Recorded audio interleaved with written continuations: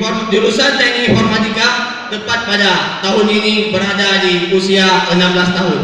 Banyak alumni-alumni yang dilahirkan di jurusan Teknik Informatika yang sudah sukses pada tahun ini.